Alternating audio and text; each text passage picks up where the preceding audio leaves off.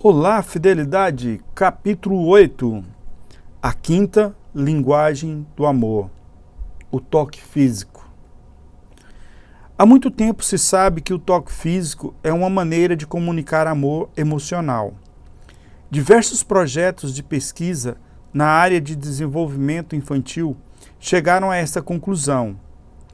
Os bebês que são segurados, abraçados e beijados desenvolvem uma vida emocional mais saudável do que aqueles que são deixados longos períodos de tempo sem contato físico. O toque físico também é um poderoso veículo para comunicar amor conjugal. Andar de mãos dadas, beijar, abraçar e ter relações sexuais são formas de comunicar amor emocional ao seu cônjuge. O toque físico é a linguagem do amor primária de algumas pessoas. Sem o toque, elas não se sentem amadas. Com ele, o tanque emocional se enche e elas se sentem seguras do amor de seu cônjuge. O poder do toque. Dos 5 sentidos, o tato, diferentemente dos outros 4, não se limita a uma área localizada do organismo. Pequenos receptores táteis estão espalhados por todo o corpo. Quando esses receptores são tocados ou pressionados, os nervos transportam impulsos até o cérebro, que os interpreta, e então percebemos que o que nos tocou é quente ou frio, duro ou macio, causa dor ou prazer. É possível interpretá-los também como amoroso ou hostil. Algumas partes do corpo não são mais sensíveis que outras. A diferença se deve ao fato de os pequenos receptores tácteis não estarem espalhados uniformemente, mas arranjados em agrupamentos. Assim, a ponta da língua é altamente sensível ao toque, enquanto a área atrás dos ombros é a menos sensível. A ponta dos dedos e do nariz são outras áreas extremamente sensíveis. Nosso propósito, porém, não é entender a base neurológica do sentido do tato, mas sim sua importância psicológica. O toque físico pode beneficiar ou prejudicar um relacionamento. Pode comunicar ódio ou amor. Para a pessoa cuja linguagem do amor primária é toque físico, a mensagem soará muito mais alto que as palavras odeio você ou amo você. Um tapa no rosto é prejudicial a qualquer criança, mas é devastador para aquela cuja linguagem do amor primária é o toque físico.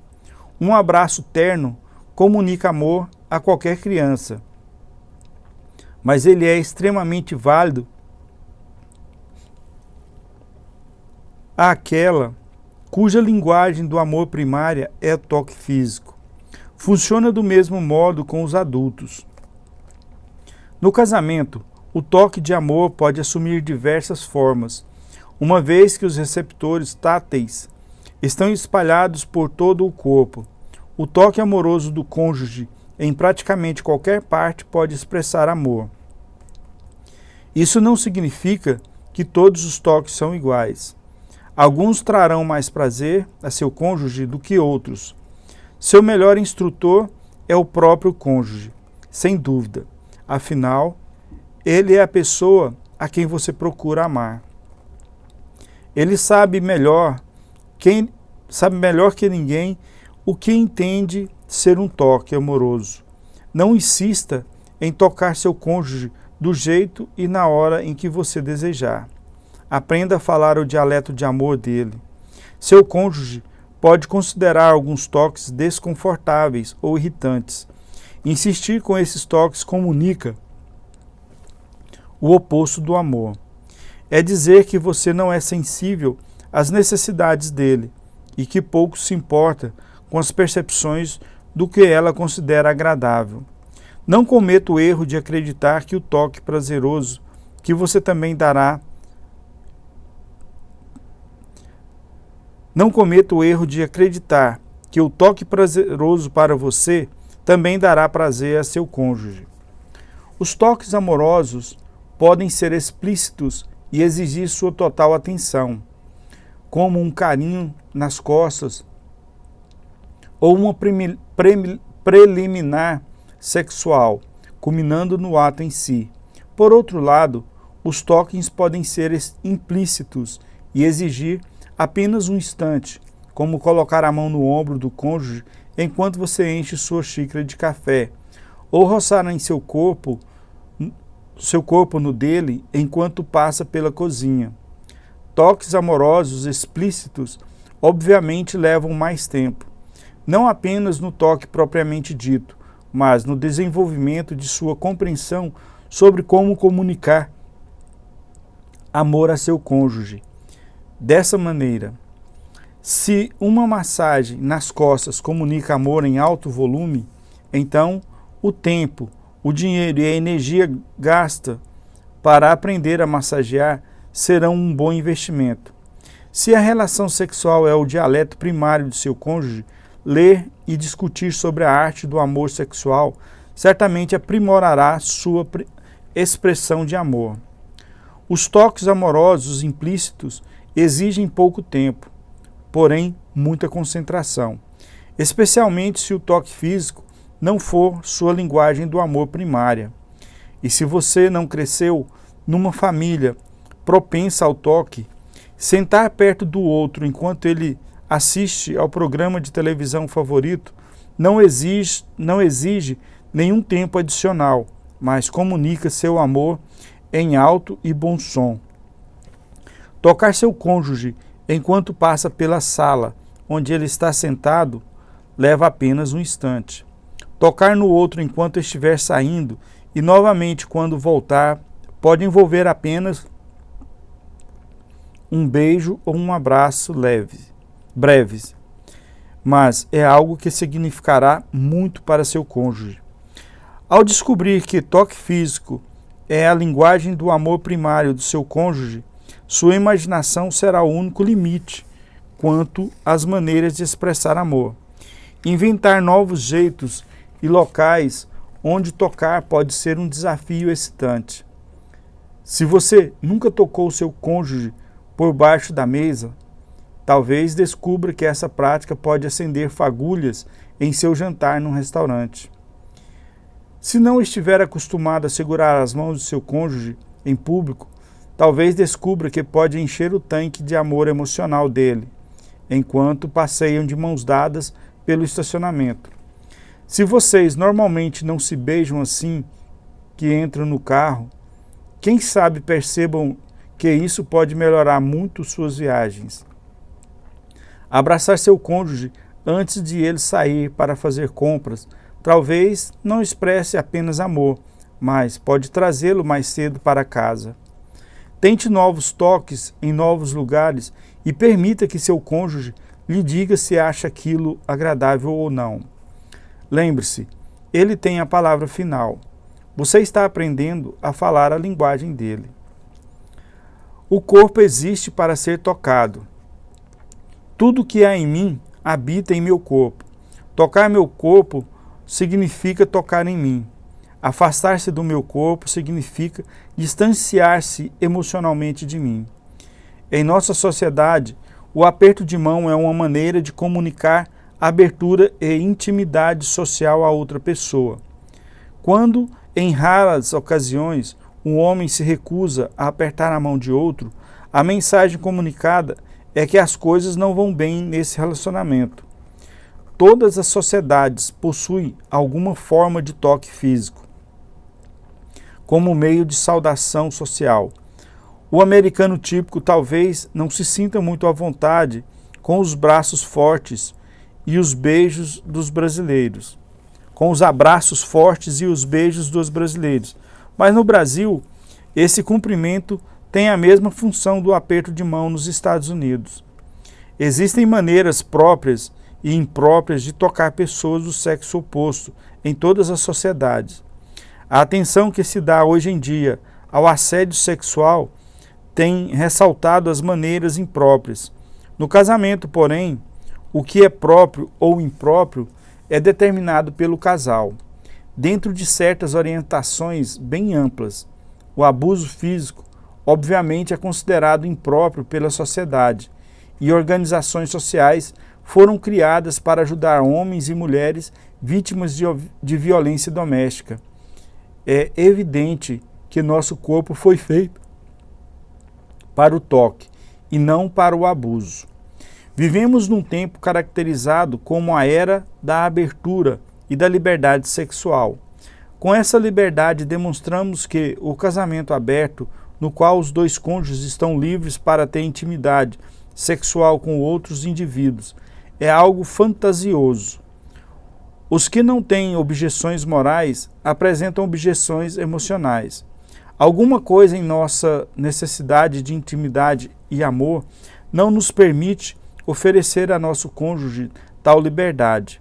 A dor emocional é profunda e a intimidade se evapora quando tomamos conhecimento de que nosso cônjuge se envolveu sexualmente com outra pessoa. Os arquivos dos conselheiros estão repletos de registros de maridos e esposas que tentam lidar com o trauma emocional de um cônjuge infiel. Esse trauma, porém, é ampliado para o indivíduo cuja linguagem do amor primária é toque físico. O objeto de seu anseio profundo, o amor expresso pelo toque físico, é concedido a outra pessoa. Seu tanque de amor emocional não apenas se esvaziou, ele foi despedaçado por uma explosão. Serão necessários inúmeros reparos para suprir essas necessidades emocionais. Crise e toque físico. No momento de crise, o abraço é quase instintivo. Por quê? Porque o toque físico é um poderoso comunicador de amor. Em situações difíceis, mais que qualquer coisa, precisamos nos sentir amados. Nem sempre conseguimos alterar os acontecimentos, mas é certamente possível superá-los se nos sentirmos amados. Todos os casamentos sofrem crises. A maioria dos pais é inevitável. Acidentes automobilísticos incapacitam e matam milhares a cada ano. A doença não respeita ninguém. As decepções fazem parte da vida. A coisa mais importante a fazer por seu parceiro no momento de crise é amá-lo. Se a linguagem do amor primária de sua esposa é toque físico, nada é mais importante que abraçá-la quando ela chorar. Suas palavras podem significar pouco, mas seu toque físico comunicará que você se importa. As crises fornecem uma oportunidade singular de expressar amor. Seu toque terno será lembrado muito tempo após a crise ter passado. A ausência do toque, porém, talvez jamais será esquecida. O casamento não deveria ser assim. Desde minha primeira visita a West Palm Beach, na Flórida, muitos anos atrás, sempre recebo feliz os convites para apresentar seminários sobre casamento naquela região. Conheci Pat e Patsy numa dessas ocasiões. Eles não eram nativos da Flórida, poucos o são, mas viviam ali mais de 20 anos e se sentiam em casa. Uma igreja local promoveu meu seminário e, ao sair do aeroporto, o pastor me informou que Pat e Patsy havia pedido que eu passasse a noite na casa deles. Procurei parecer animado, mas sabia por experiência que tal pedido normalmente significa uma sessão de aconselhamento até altas horas da noite. Enquanto o pastor e eu entrávamos naquela grande e bem decorada casa em estilo espanhol, fui apresentado a Patsy e a Charlie, o gato da família. Ao dar uma olhada na casa, tive a sensação de que os negócios de Pat iam muito bem. Seu pai lhe deixara uma grande herança, ou ele estava afundado em dívidas. Mais tarde descobri que meu primeiro palpite estava correto. Quando me mostraram o quarto de hóspedes, Observei que Charlie, o gato, estava à vontade, esticado sobre a cama em que eu iria dormir. Pensei, esse gato se deu bem. Pat chegou em casa pouco depois. Comemos juntos um lanche delicioso e combinamos de jantar, depois do seminário. Várias horas depois, durante o jantar, fiquei esperando pelo início da sessão de aconselhamento. Ela nunca aconteceu. Em vez disso, descobri que Pat e Patsy formavam um casal saudável e feliz. Para um conselheiro, isso era uma excentricidade. Estava ansioso para descobrir o segredo deles, mas, por estar cansado e ciente de que Pat e Patsy precisaria me levar ao aeroporto no dia seguinte, decidi fazer minha avaliação quando estivesse me sentindo mais desperto. A oportunidade surgiu durante o trajeto até o aeroporto, a cerca de 45 minutos de distância. Pat e Patsy começaram a me contar sua história. Nos primeiros anos de casamento, eles tiveram dificuldades enormes. Ambos cresceram na mesma vizinhança, frequentaram a mesma igreja e se formaram na mesma escola.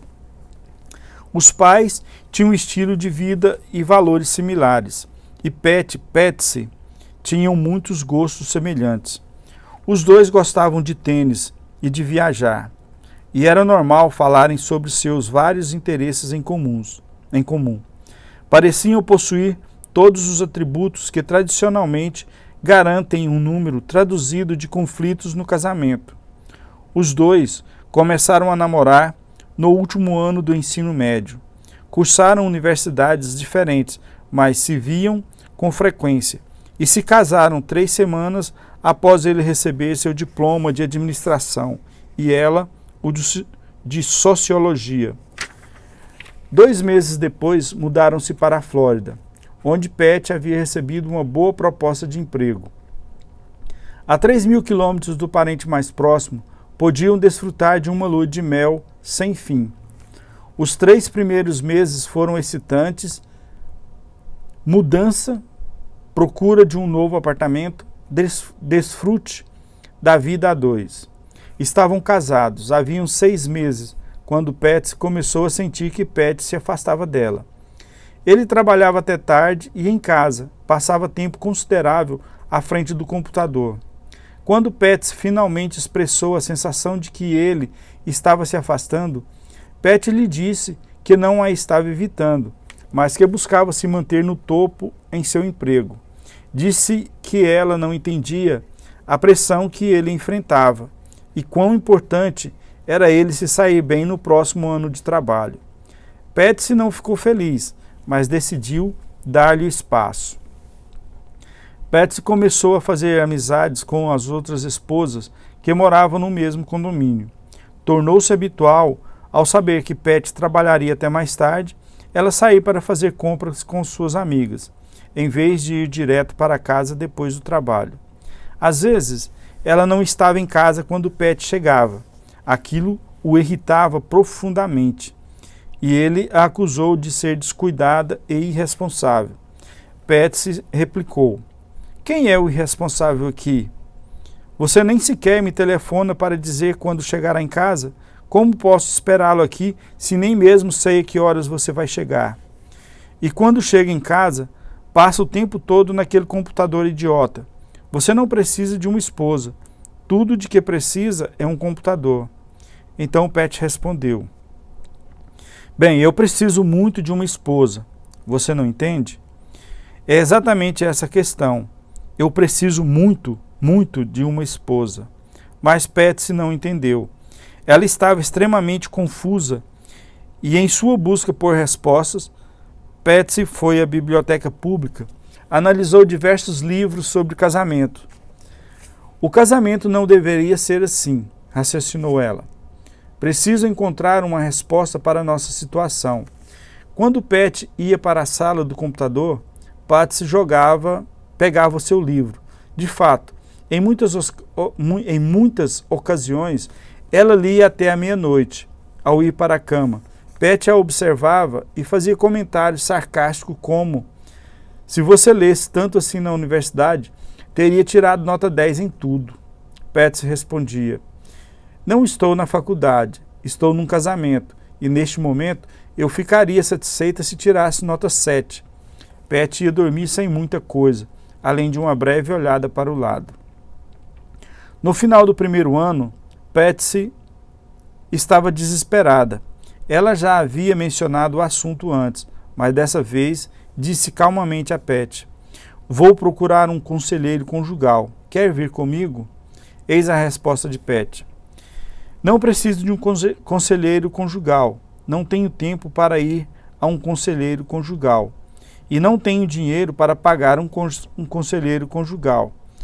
"Bem, então irei sozinha", respondeu ela. "Tudo bem, afinal é você quem precisa de aconselhamento." A conversa acabou ali. Patsy se sentia totalmente sozinha, mas na semana seguinte marcou a consulta com um conselheiro conjugal. Depois de 3 sessões, o conselheiro ligou para Pat e perguntou se ele estaria disposto a conversar sobre o casamento.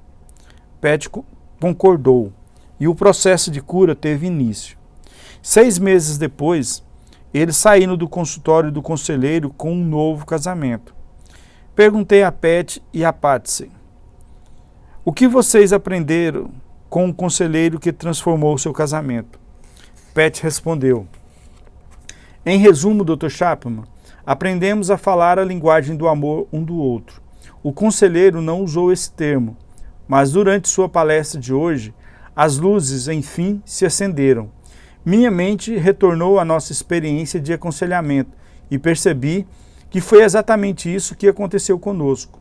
Finalmente, aprendemos a falar a linguagem do amor um do outro." "Então, qual é a sua linguagem de amor, Pat?" perguntei. "Toque físico", disse ele sem hesitação. "Com certeza é toque físico", confirmou Patsy. "E a sua, Patsy?" "Tempo de qualidade, Dr. Chapman. Era isso que eu queria naqueles dias em que ele passava o tempo todo no computador e no trabalho." "Bem, como você descobriu que toque físico era a linguagem do amor de Pat?" "Bem, levou um tempo. Pouco a pouco, essa percepção começou a aparecer nas sessões de aconselhamento. No início, acho que nem o próprio Pat havia percebido." "Ela está certa", disse Pat. "Eu estava tão inseguro quanto a minha autoestima que levou uma eternidade até eu me dispor a identificar e reconhecer que a falta do toque dela fizera que eu me afastasse. Nunca disse a ela que queria ser tocado, embora estivesse gritando por dentro para que ela se aproximasse e me tocasse. Durante o namoro, sempre tomei a iniciativa de abraçar, beijar e segurar as mãos, mas ela sempre respondeu bem. Sentia que ela me amava, mas depois de nos casarmos, houve momentos em que a procurei fisicamente e ela não correspondeu. Talvez por causa de suas novas responsabilidades no trabalho, ela estivesse muito cansada, não sei. Mas levei aquilo para o lado pessoal. Senti que ela não me achava atraente, então decidi que não mais tomaria a iniciativa, pois não queria ser rejeitado. Assim, esperei para ver quanto tempo se passaria até que ela tomasse a iniciativa de me beijar ou de me tocar de alguma forma. Certa vez, esperei durante 6 semanas até que ela me tocasse. Era insuportável. Eu me afastei para evitar a dor que sentia quando estava com ela. Sentia-me rejeitado e indesejado. Não me sentia amado. Então Patsy disse: "Eu não fazia ideia do que ele estava sentindo. Sabia que ele não estava me procurando. Não nos beijávamos, nem nos abraçávamos como era antes. Mas presumi apenas que, como estávamos casados, isso já não era tão importante para ele. Sabia que ele estava sob pressão em seu trabalho. Não fazia ideia de que ele queria que eu tomasse a iniciativa. Passava semanas sem tocá-lo. Isso não me passava pela mente. Eu preparava as refeições, mantinha a casa limpa, cuidava das roupas e tentava não atrapalhá-lo. Honestamente, eu não sabia o que mais poderia fazer. Não conseguia entender seu afastamento ou a sua falta de atenção comigo. Não é que eu não gostasse de toque. Acontece simplesmente que isso nunca foi tão importante para mim. Passar tempo com ele, receber a atenção dele, era o que me fazia sentir amada e apreciada. Eu realmente não importava se ele me beijasse ou abraçasse, contanto que me desse atenção, e eu me sentia amada. Fez uma pausa e prosseguiu. Levou muito tempo até descobrirmos a raiz do problema, mas, assim que descobrimos que não supríamos as necessidades emocionais amorosas um do outro, começamos a mudar as coisas. Assim que tomei a iniciativa de lhe oferecer toque físico, o que aconteceu foi maravilhoso. Sua personalidade e seu espírito mudaram drasticamente. Eu tinha um novo marido. Quando ele se convenceu de que eu de fato o amava, começou a se tornar mais responsível às minhas necessidades. Pat adicionou. O que mais me surpreendeu no seminário foi a maneira que sua palestra sobre as linguagens do amor me levou de volta àquela experiência de tantos anos atrás. O Senhor disse, em 20 minutos, algo que levei 6 meses para aprender. Respondi. Bem, o que importa não é quão rápido se aprende, mas quão bem se aprende. E é óbvio que vocês aprenderam bem. Pat é apenas um dos muitos indivíduos para quem toque físico é a linguagem do amor primária. Em termos emocionais, eles anseiam que seu cônjuge os procure e os toque fisicamente. Passar a mão pelos cabelos, fazer um carinho nas costas, andar de mãos dadas, abraçar, ter relações sexuais, todos esses e outros toques amorosos são o suprimento de vida da pessoa cuja linguagem do amor primária é toque físico. Bem, agora é sua vez. Pense em momentos de toque, não sexual, que aumentaram a intimidade do casal. O que tornou esses momentos especiais? Se a linguagem do amor do seu cônjuge é toque físico, 1. Enquanto caminho do carro até a loja, segure a mão do seu cônjuge. 2. Enquanto fazem uma refeição juntos, deixe seu joelho cair para o lado e encostar no de seu cônjuge. 3. Vá até seu cônjuge e diga, já disse ultimamente que amo você? Pegue-o nos braços e abrace-o enquanto acaricia as costas, e continue. Você é demais. Resista à tentação de correr imediatamente para o quarto. Passem para a etapa seguinte. 4. Enquanto seu cônjuge estiver sentado, vá até ele por trás e faça-lhe uma massagem nos ombros. Quando estiverem sentados juntos na igreja e o pastor fizer uma oração, segure as mãos de seu cônjuge. 6. Dê início ao sexo fazendo uma massagem nos pés de seu cônjuge. Continue em outras partes do corpo, contanto que isso traga prazer a ele. 7. Quando familiares ou amigos visitarem vocês, toque seu cônjuge na presença deles. O ato de tocar seu braço em torno do cônjuge enquanto conversam ou simplesmente colocar as mãos nos ombros dele, diz, mesmo com todas essas pessoas em nossa casa, ainda vejo você. 8. Quando seu cônjuge chegar em casa, receba-o um passo antes do normal e dê-lhe uma grande saudação de boas-vindas. A ideia é variar a rotina e aprimorar uma pequena experiência de toque. Espero que você faça uso dessa linguagem primária, o toque físico. Aproveite, renove seu casamento, restaure a relação e restaure a amizade, que às vezes, muitas vezes se perde com o passar do tempo, mas que você agora pode desenvolver essa atitude de transformação em você primeiro e depois no seu cônjuge.